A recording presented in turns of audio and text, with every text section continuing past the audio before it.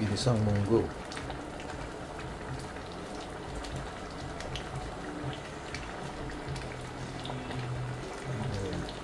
Lagay natin ang ano.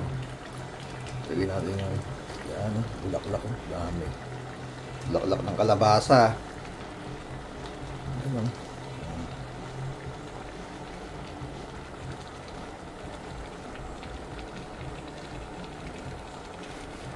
Diba? Sarap niya. Bulaklak pala ng kalabasa. Dami.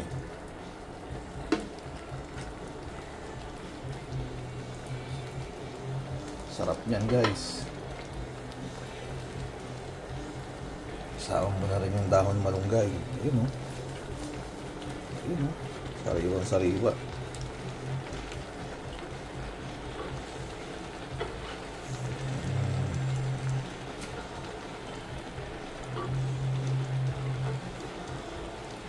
Sarap niyan. Diba?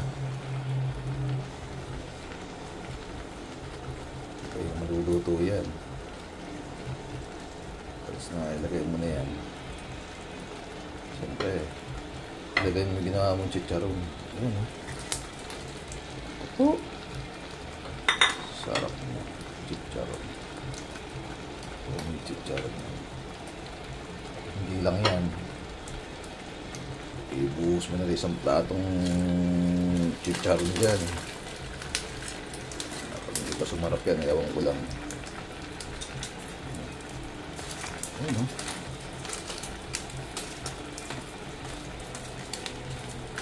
Munggo.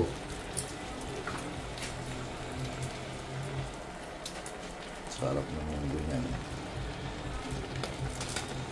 Diba? The best.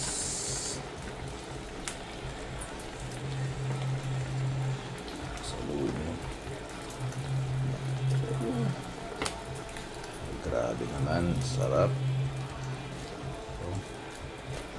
Sa dami ng sahog niyan, sa dami ng bulaklak niyan.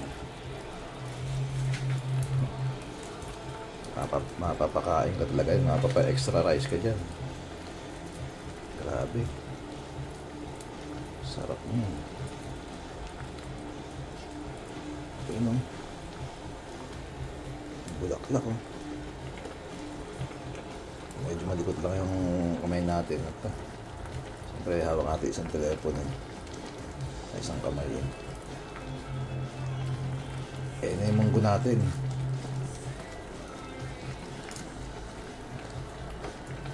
Munggo overload yan.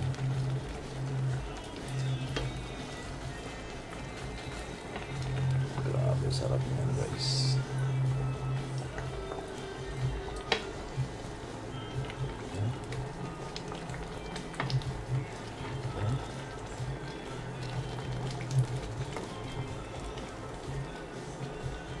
Solid naman.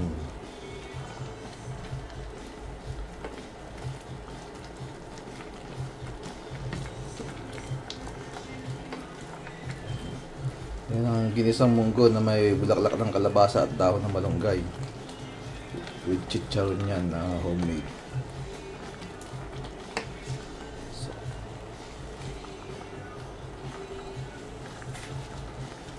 Sarap na. Bulaklak pala ng kalabasa, masarap na. Pang sinuhugo mo ng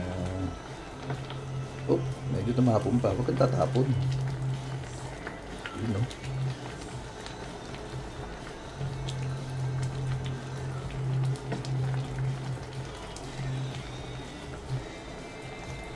Yan ang munggo natin, guys.